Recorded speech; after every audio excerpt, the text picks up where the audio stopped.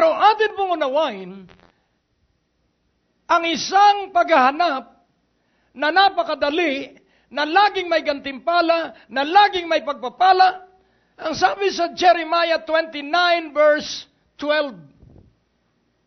Ito po yung hahanapin mo na ikaw ay babayaran ng Diyos at ikay gagantimpalaan.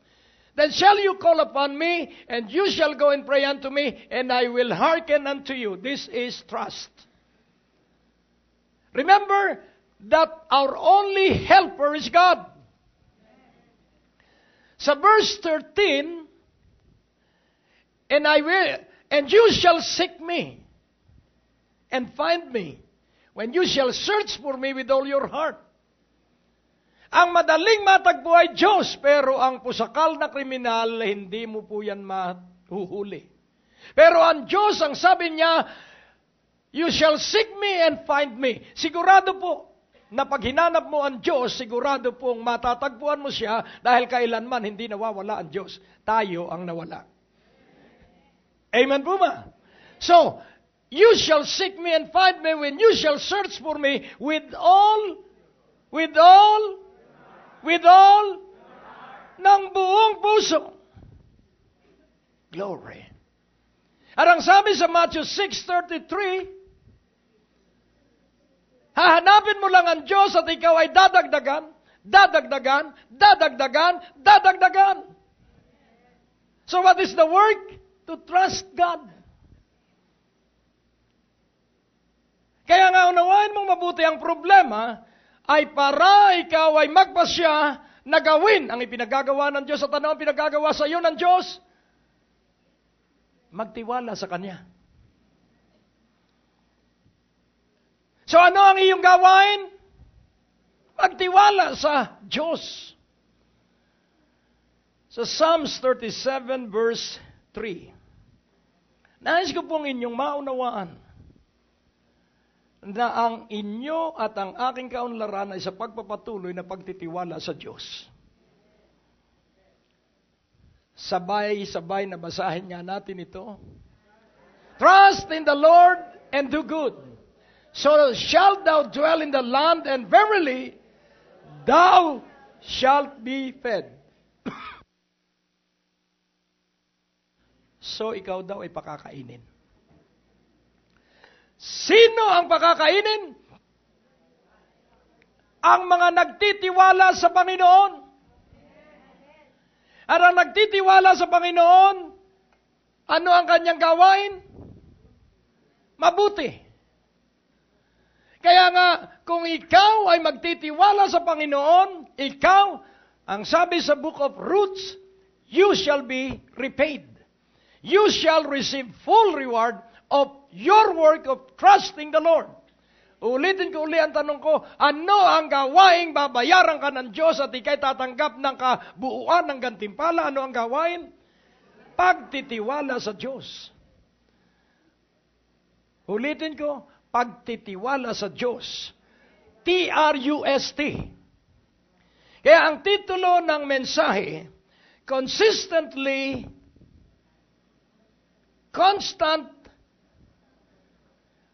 unstoppable flow. Consistently constant, unstoppable flow.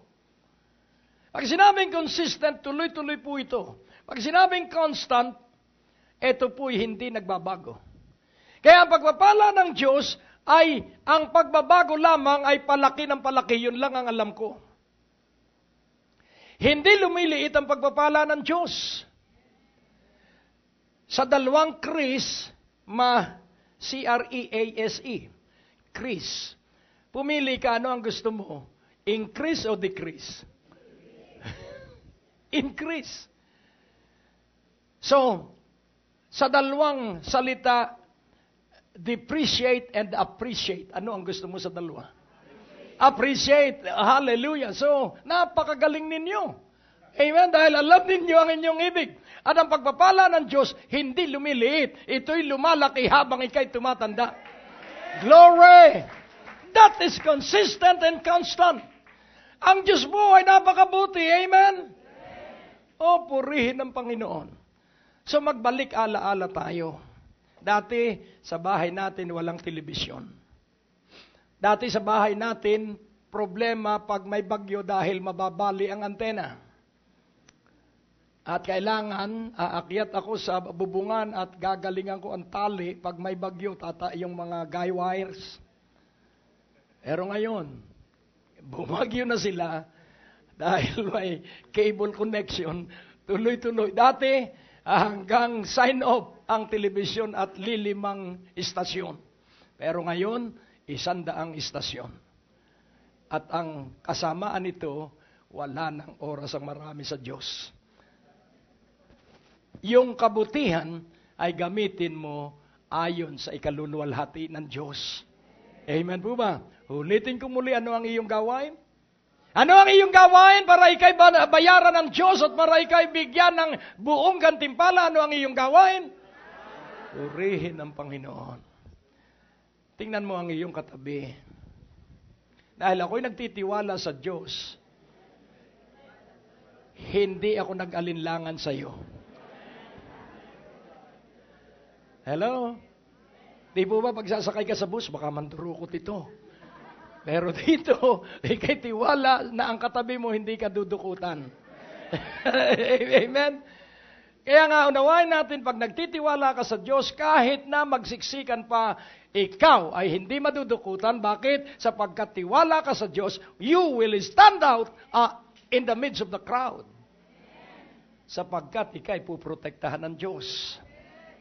Kung tuloy-tuloy ang iyong tiwala sa Diyos, kaya tuloy-tuloy din ang daloy ng proteksyon, tuloy-tuloy din ang daloy ng karunungan, tuloy-tuloy din ang daloy ng kalusugan. At bakit tuloy-tuloy ang daloy? Dahil tuloy-tuloy ang pagtitiwala mo sa Diyos.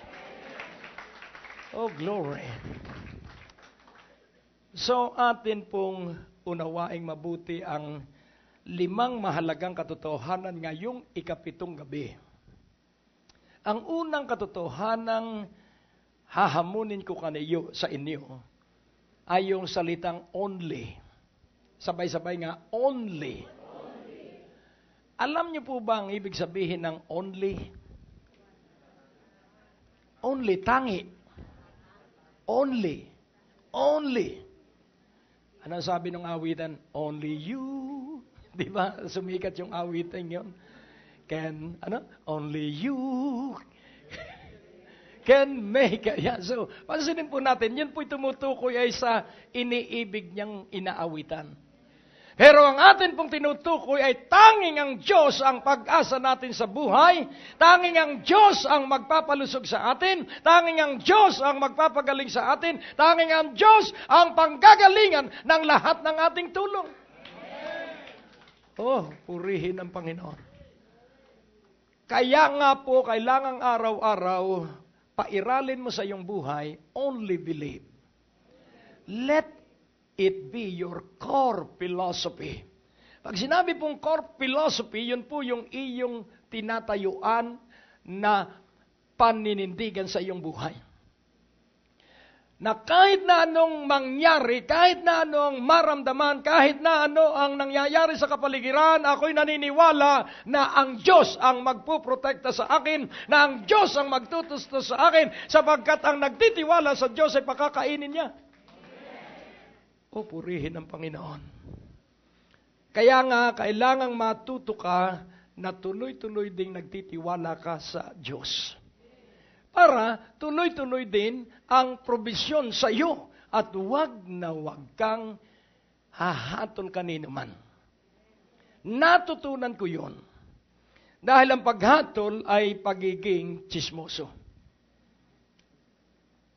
So ano po ba ang pinagbubuhatan ng tsismis? Paghatol. At ang sabi ng Biblia, sino ka tao para humatol? Iisa ang may kapangyarihang humatol sapagkat iisa ang hukom at ito ay ang Diyos. Kaya ano ba ang paghatol? Naku, yung taong yan, wala nang pag-asa sa buhay yan. Mamamatay yan sa kanyang kabulukan. That is judgment. Ika'y anak ng Diyos. So ano po ba ang nasa 1 Corinthians 12:8? o 13:8. 1 Corinthians 13:8. Ito po yung magandang pag-uugali at gawi. Love never faileth, but whether there be prophecies, they shall fail. Whether there be tongues, they shall cease. Whether there be knowledge, it shall vanish away. Verse 9. For we know in part and we prophesy in part. Verse 10. But when that which is perfect is come, then that which is in part shall be done away. Verse 11. When I was a child, I spake as a child, I understood as a child, I thought as a child, but when I became a man, I put away childish things. Verse 12. For now we see through a glass darkly, but then face to face. Now I know in part, but then shall know even as also I am known. Verse 13.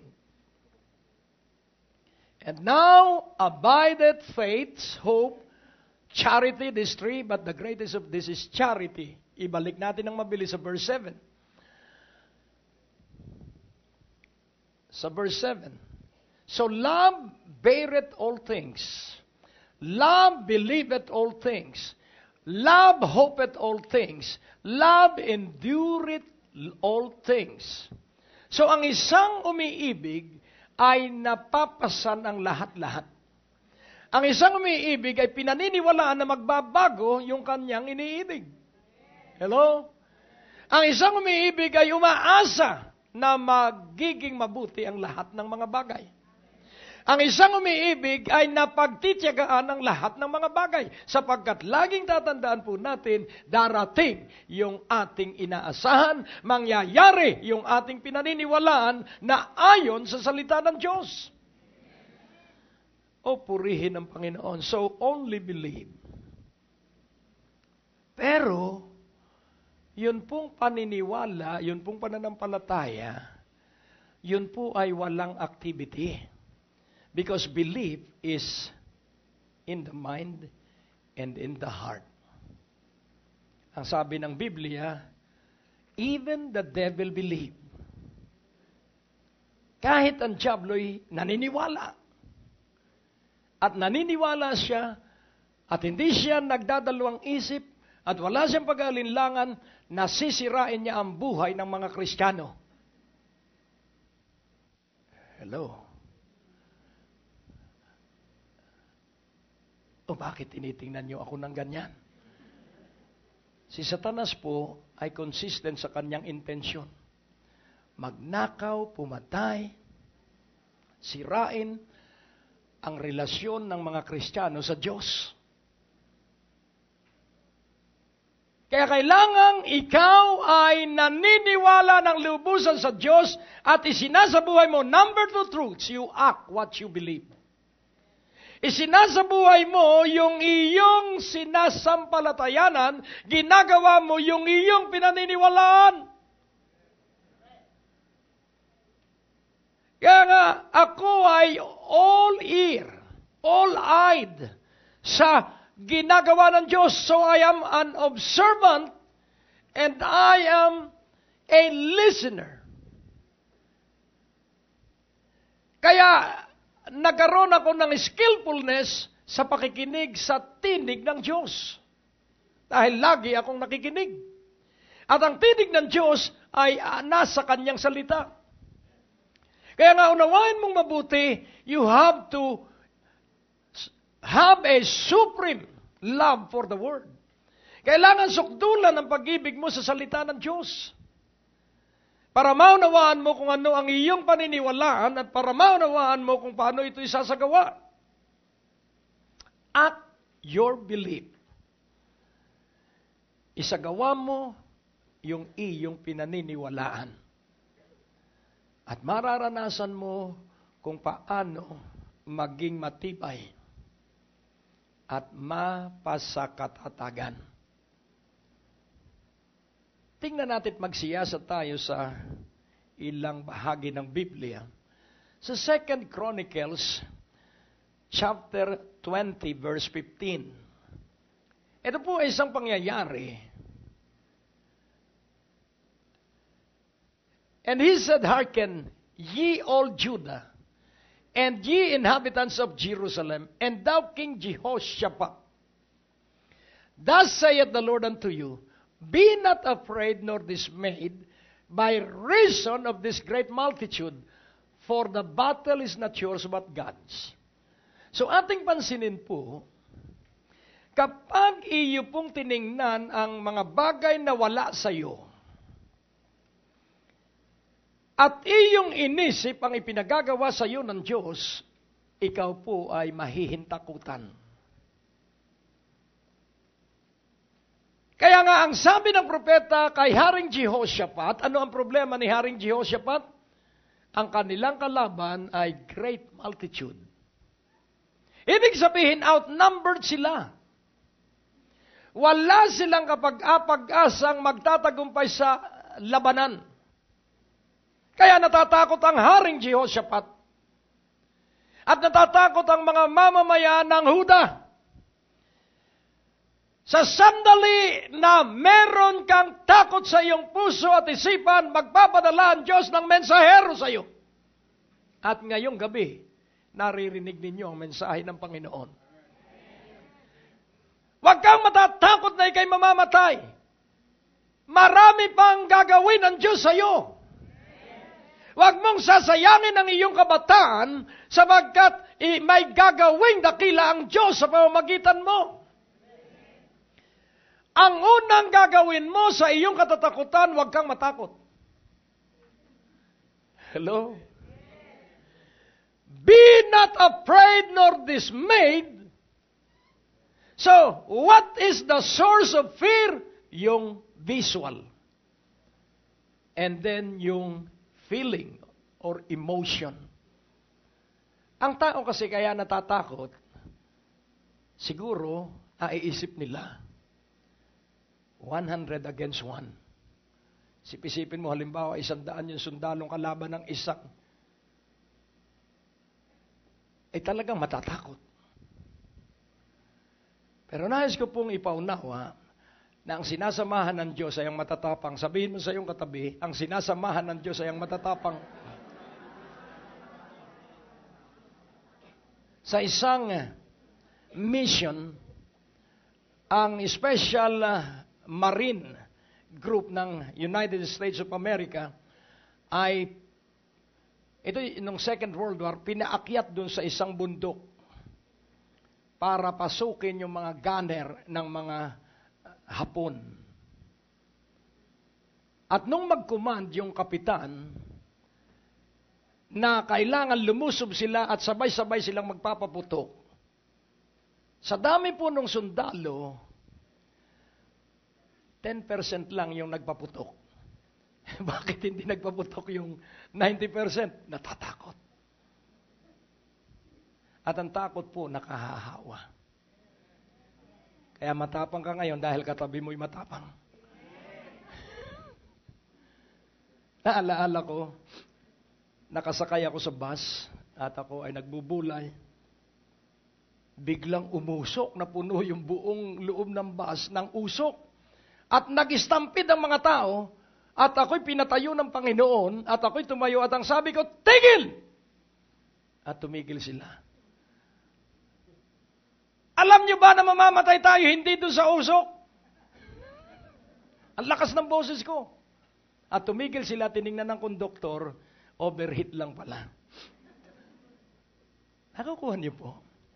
Sakay ako ng JD Transit. Sinong umabot sa JD Transit? At ako'y papunta sa gawain.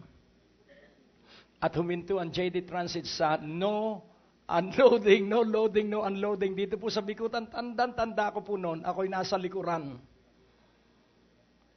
At biglang nagkaroon ng komosyon sa harapan. Sabi nung gwardiya ng PNOC pa noon, galit na galit siya. Bakit nagpaparada ka dyan? Gusto ko eh. So, lalaki sa lalaki ang labanan. Gusto ko eh. Gusto mo pala. Takbo yung gwardiya sa driver, nakahawak na sa revolver. Ang sabi ko, ano ba ito? Parang sine. Pero narinig ko, kailangan may marinig ka po. Ang sabi ng tinig, Pumunta ka sa harapan at patigilin mo sila. At ako'y pumunta sa harapan dahil ako po'y masunuri sa Diyos. Pag hindi mo narinig, huwag mong gagawin. Ang sabi ko, tumigil kayong dalawa. At biglang tumigil yung dalawa. Ikaw, papatay ka dahil lamang sa traffic violation. Ikaw naman, hindi ko nasasabihin yung sinabi ko. Mawawalan ng ama ang iyong mga anak dahil lang sa katigasan ng iyong ulo. Ibigay mo yung lisensya mo. Huwag po ninyong gagawin ito. Kapag hindi ninyo narinig, patay ka. Blessed are the peacemaker, for they shall be called children of God. Amen. Hindi ko po ipinagmamalaki ang sarili ko dahil ako'y walang kibo. Narinig ko lang yung tinig ng kanyang pagbabalik. Amen. So, ako'y tumayo at saka ako kinabahan. Sabi ko, pambihira, ba't ginawa ko yun? Alam mo, bumulong ng pababa yung security. Salamat po at nakaiwas akong maging kriminal. Ayaw din niyang gawin. Napapahiya na eh. At nung bumaba ako sa man-trade, sabi ng driver, boss, salamat, iniligtas mo ako. Takot din pala. Nakukuha niyo? Kung walang nakikinig sa boses ng Panginoon, ulitin ko, huwag mo pong gagawin ito pag hindi mo narinig. Basta mag-intercede ka lang. At one time, bus uli. At punong-puno kami sa bus. At napakaiingay nun Laglag Baryagang. Alam niyo yung Laglag Baryagang? At ang sabi ko, Panginoon, ito po'y Laglag Baryagang. At ito'y mapupusok. Bahala ka na po, Panginoon. Biglang huminto sa Ayala yung bus. Nagkakaroon ng komosyon, sumampa yung mas malaki pa sa aking pulis. At ang sabi, anong inyong ginagawa dito sa bus? Sir, first time po ito. First time pala, sinapak, bagsak. First time ka lang mahuli. Halika. Nais ko pong inyong maunawaan, to intercede is your major job. Alam mo, marami po akong karanasan na ako'y nag-i-intercede. Tatawid ako ng UST overpass, pedestrian overpass. At nagkaroon ng komosyon doon sa nahuli yung isang mandurukot doon sa overpass ng UST. At ako'y ninervyos dahil yung baril ng pulis nakalagay sa bibig nung mandurukot. Nakakainom. Ang sabi niya, papuputokin ko ito, Sir, wag po, first time kong nahuli. Kaya ka ganyan. So ano po ang ibig kong tukuyin? Na ikaw ay naririto para ang Diyos ay makagawa upang ang tao ay matulungan. Amen? Kaya nga yung purpose of your creation, gamitin mo at maunawaan mo na sa iyong pagsunod, ikaw ay pagpapalain, ikaw ay gagantimpalaan, at ikaw ay pupuspusin ng Diyos ng nakatakda para sa iyo. Kaya kailangan alisin mo ang takot. Fear not. At paano maaalis ang takot? Paano? Tingnan natin sa Joshua, chapter 1. Hindi po basta, matapang na ako. Hindi po basta ganon. Ito po'y pagsasanay para ikaw ay maging skillful. This is a process and you have to train yourself para ikaw ay maging matapang. Ngayon, ano po ang sabi ng Joshua 1, Verse 6, be strong and of a good courage. Be strong and of a good courage. Sa verse 7, only be thou strong and very courageous. Ano po ang tinutukoy ditong be strong and of good courage? Sa puso po at isipan. Be thou strong and very courageous. At ano ang layunin ng pagiging matapang? To observe, to do according to all the law which Moses my servant commanded thee. Turn not from it to the right hand or to the left, that thou mayest prosper whithersoever thou goest. Verse 8, ito po ang pampatapang. Kung ibig mong magikang matapang at malakas ang loob, hallelujah, ano ang sabi ng verse 8? This book of the law shall not depart out of thy mouth, But thou shalt meditate therein day and night, that thou mayest observe to do according to all that is written therein, for then thou shalt make thy way prosperous, and then thou shalt have good success. Kano raw po, ikaw magiging maunlad at kailan ka raw magkakaroon ng mabuting tagumpay if you are strong and courageous inside. And how shall you be strong and courageous? By meditating on the Word.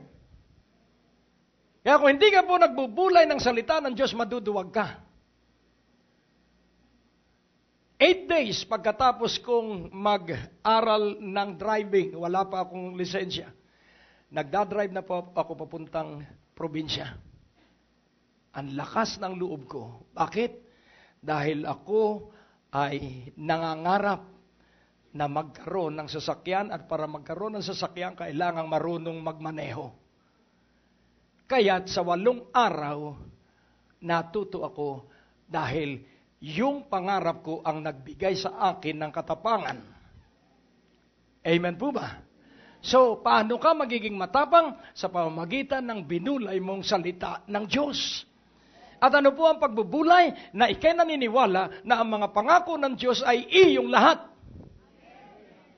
Iyong lahat ang pangako ng Diyos.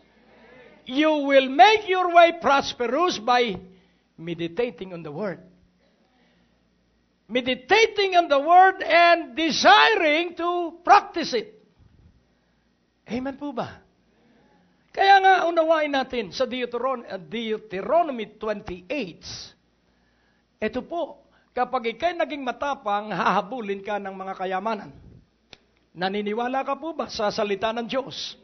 Hindi po ito salita ng tao, at ito po ay tunay at dalisay na salita ng Diyos. Deuteronomy 28 verse 1. Ano po ang sabi? And it shall come to pass, ano po ang sabi rito? At ito ay tiyak na mangyayari at darating, if thou shalt hearken diligently unto the voice of the Lord thy God to observe and to do. Inulit po yung sa Joshua. To observe and to do. Magmasid upang maisagawa. Kaya ang pagmamasid po ay through meditation. Paulit-ulit mo that my God shall supply all my need. That no weapon that is formed against me. Kaya walang mangkukulam na magtatagumpay laban sa iyo. Why? Because the weapon of the witchcraft, of the witches, is to throw curses in a person's life. And those curses will go back to them. Why? Because there is a promise.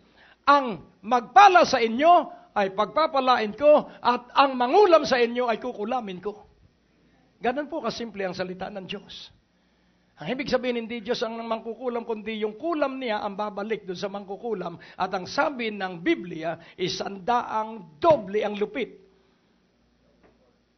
Amen po ba? Yeah, one time, ang sabi nung mangkukulam sa akin, halika nga, Greg, dahil kababayan ko. Iba yung liwanag na nasa iyong ulunan. Gusto ko yan. Ang sabi ko, talagang gusto mo? E di kinuwento ko si Jesus. Tumanggap siya. At siya sa pangkukulam ay nabingi. Pero, nung siya tumanggap sa Panginoon, nagliwanag ang kanyang puso at isipan. E nais ko pong unawain mong mabuti, ang labanan ay takutan. Ulitin ko po, ang labanan ay takutan. Pag natakot ka, talo ka. Dahil wala pa yung kaaway mo, nanginginig ka na. Pero kapag ikaw ay nagtiwala sa Diyos, ang kaaway ang matatakot sa iyo. Dahil sisidlan ng Diyos ng takot yung mga kaaway mo. Amen po ba? Kaya nga, napakahalaga ano ang mangyayari kung ikay matapang at saan manggagaling ang ating katapangan sa salita ng Diyos na iyong binulay at iyong isinasabuhay. So only believe in act your belief and you will receive what you have acted that you believe. Tatanggapin mo yung iyong isinagawa na iyong pinaniwalaan. Nangungupahan kami ng apartment at kaming mag-asawa ay nagkukumpisal, magkakaroon kami ng bahay, magkakaroon kami ng bahay, magkakaroon kami ng bahay. At para kaming mga baliw at siraulo, magkakaroon kami ng bahay. At nagkaroon kami ng bahay. Eh ang bahay, pag walang laman, Kaya lahat, kung yung bahay ay binigay, pati laman ibibigay. Magkakaroon ng laman ng bahay, magkakaroon ng laman ng bahay. At pag nagbigay ng laman, dadami ang laman ng bahay. Dadami ang laman ng bahay. Hello? Ganun lamang pong kasimple ang pananampalataya. Pinahihirap ng iba. Nayayaman kapag ikaw ay nagkaroon ng malaking sweldong hanap buhay. Ito ang sasabihin ko sa inyo, ang tao ay nawawalay sa Diyos dahil sa pagyaman. Kaya magsanay ka na habang ikaw ay husto lamang ang ikinabubuhay, magi kang maalam sa Diyos. Dahil pag mayaman ka na at siyak nayayaman ka, hindi ka hihiwalay sa Diyos. Magiging laman ka pa rin ng mga gawain ng Diyos. Amen. Kaya ako'y hanggang ngayon buhay dahil ako'y laging laman ng gawain ng Diyos.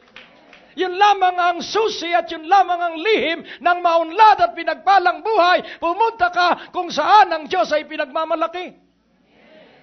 Oh, purihin ang Panginoon. Kaya nga, unawain mong mabuti. The power is planted in your heart. Ang kapangyarihan po ay nakatanim sa iyong puso. At ang katalinuhan po ay nasa sa iyong kaluluwa. Hello. Ngayon natin pong unawain. Only believe and act your belief. And then you will receive when you acted upon what you believe.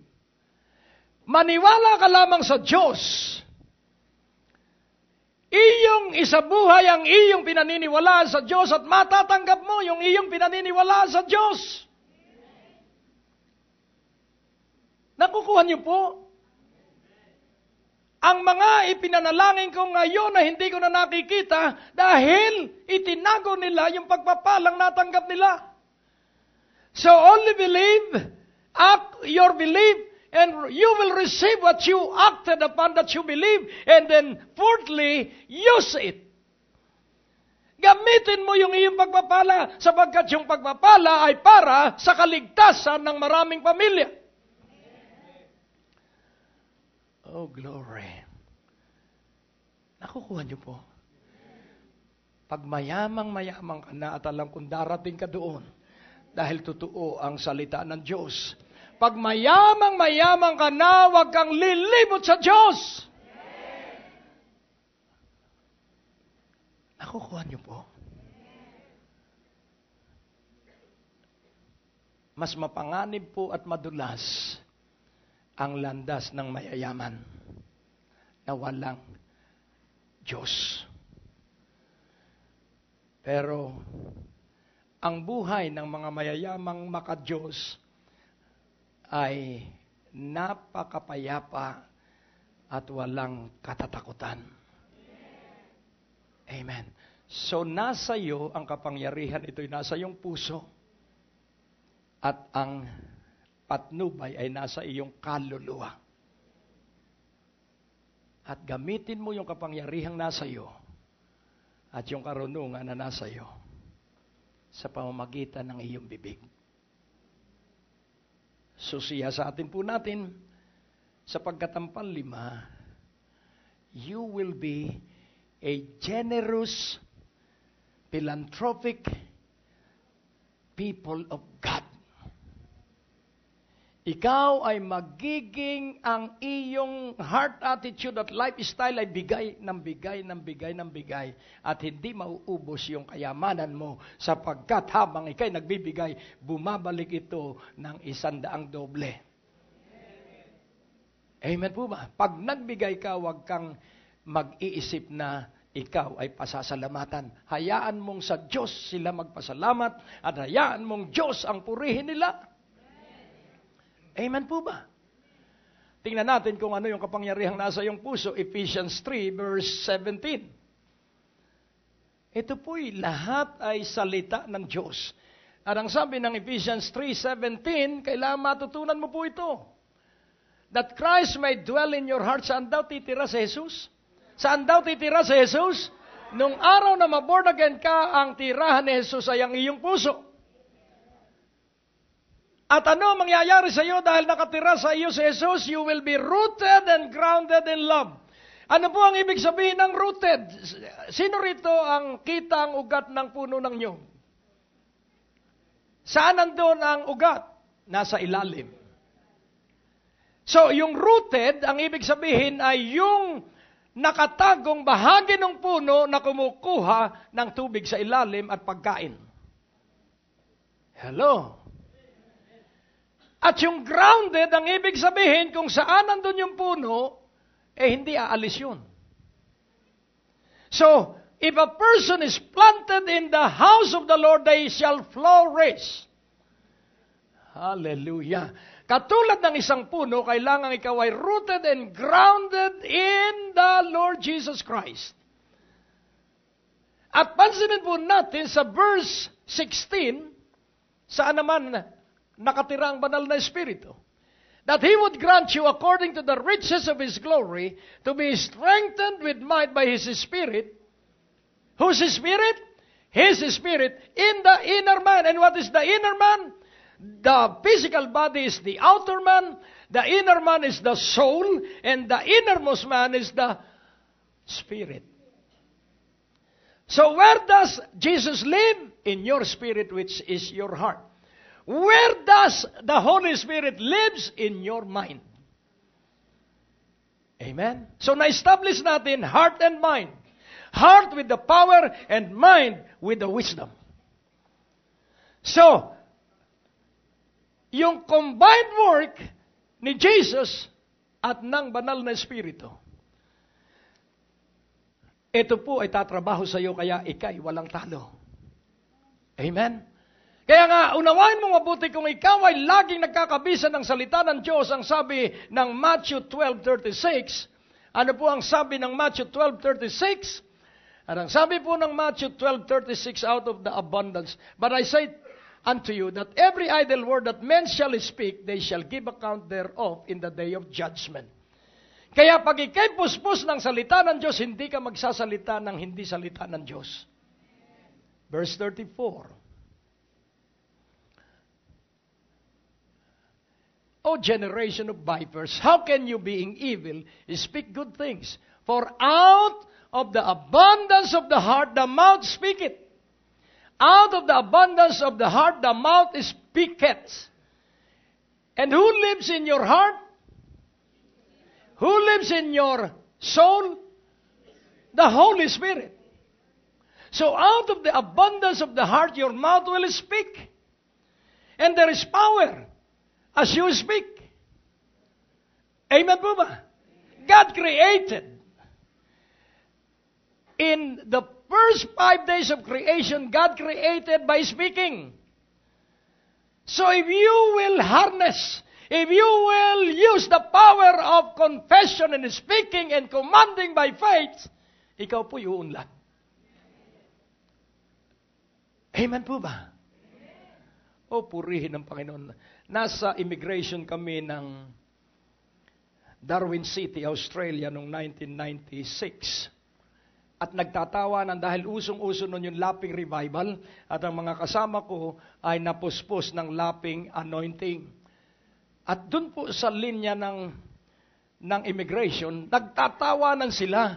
At ang sabi ko, itatatawa kung kilala ko kayo. Dahil pag hindi tayo napapasok dito, pauuwiin tayo. At tawanan sila ng tawanan. At nung magbabala ako na hindi ko sila aangkinin na kasamahan ko, may babala na tumigil sila sa pagtawa na wala yung lapping anointing. Dahil may babala.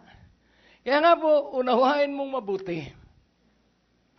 Ngayon, dahil first time akong pupunta sa Muslim country, papunta kaming Brunei noon, at wala akong kilala doon sa mga kasamahan ko, at ang ini-exercise ko na pag tinanong ako ng immigration, I am a born-again Christian, I am this and that.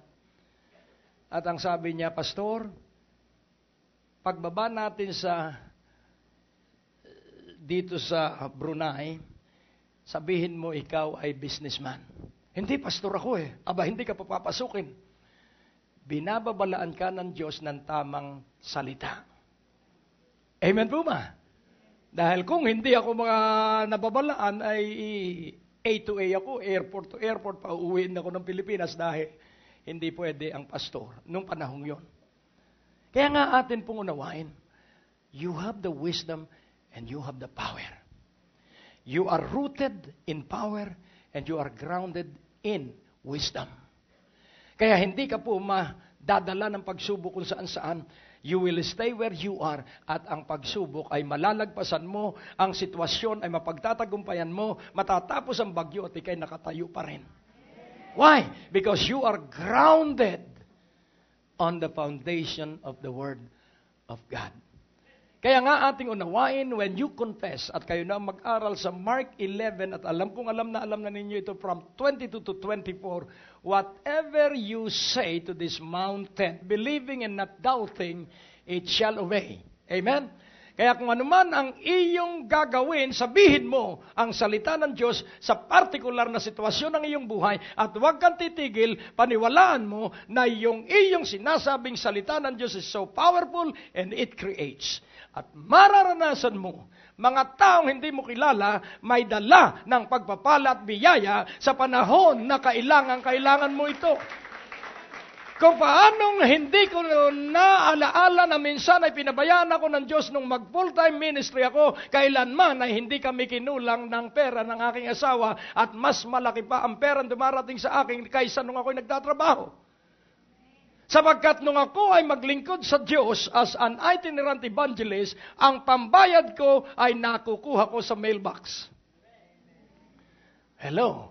Kaya nga mahiwaga ang Diyos at yung kahiwagaan ng Diyos, kapag nasanay ka sa mga hiwaga ng Diyos, ikay magiging matibay at ikay magiging matatag at hindi ka na madadaig ng mga pagsubok at mga krisis. Why? Because you are now skillful to harness the power of God that is in your heart and to use the direction of the Holy Spirit that is in your soul. At ikay magtatagumpay, at ikay magtatagumpay, at ikay magtatagumpay hanggang sa buhay mo, sa buong pagkabuhay mo, ikay magtatagumpay because God has never planned a defeat for any one of you. You are blessed and will be blessed. You are mighty, blessed, and be powerfully blessed. If you believe, act upon what you believe and be generous when you receive the reward in the full payment of your work. And what is that work? Trusting God. Close your eyes. Bow down your head. O Diyos, grabe ka po. Napakatindi mo po, Panginoon. At mangyari po ito sa lahat. At maluwalhati ang banal at dakila mong pangalan sa pangalan ni Jesus at ang lahat ay sumigaw ng hallelujah. Amen. Praise God. Ikaw ay ang kanang kamay. Para saan ang kanang kamay? You have the power to heal the sick. Para saan ang kaliwang kamay? Para ikaw ay maging mayaman at maunlad. Pag pinagsabay mo anong mangyayari, napakayaman mo at napakaunlad mo sa pangalan ni Jesus. Amen! Amen! Glory! Tingnan po natin sandali ang 1 Samuel 2:30. 1 Samuel chapter 2 verse 30. Oh, I'm so excited. Are you? Wherefore the Lord God of Israel saith, I said indeed that thy house and the house of thy father should walk before me forever. Sabihin mo po, forever. So ang iyong sambahayan at ang sambahayan ng iyong tatay ay lalakad at mabubuhay sa akin magpakailanman. But now the Lord saith, be it far from me, for them that honor me I will honor. Sabihin nga natin, them that honor me, saith the Lord, I will honor.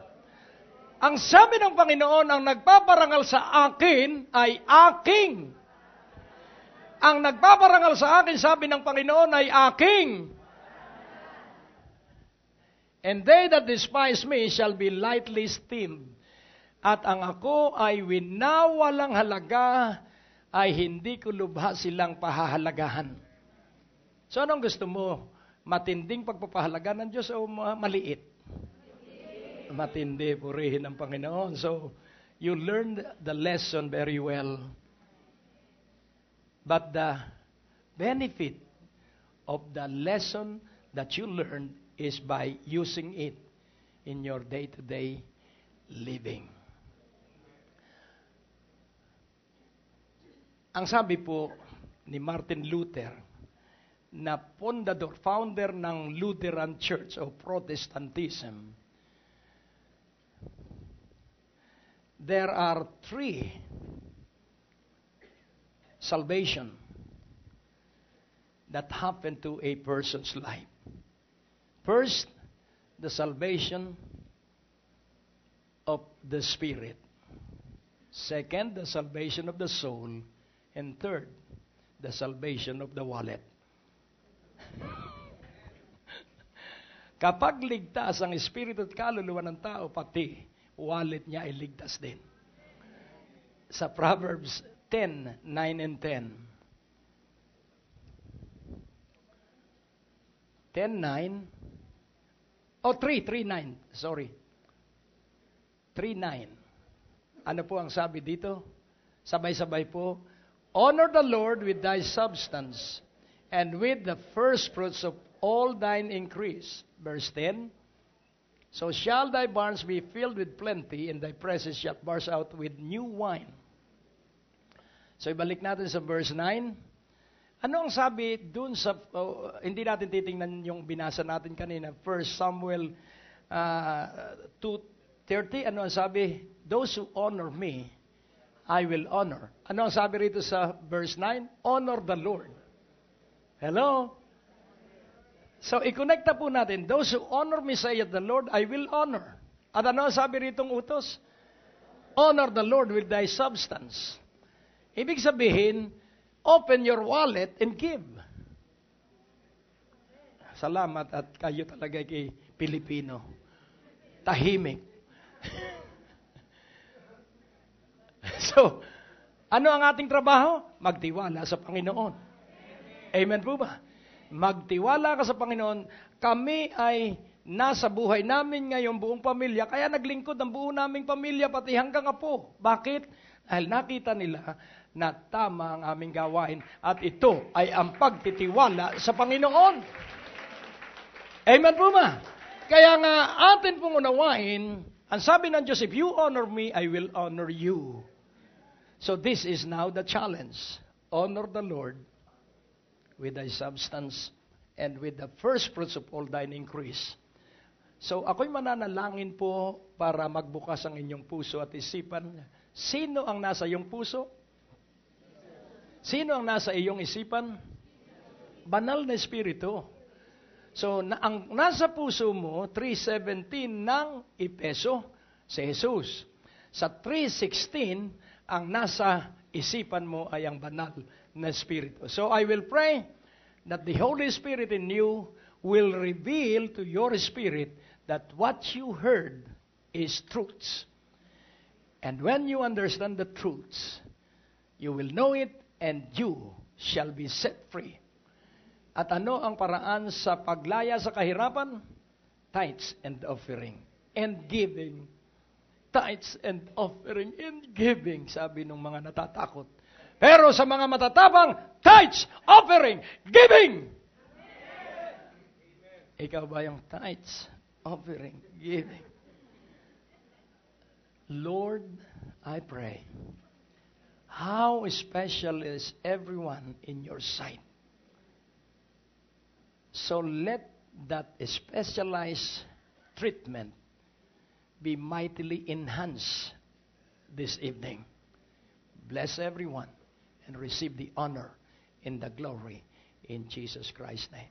So gawin po natin ang honoring the Lord by giving our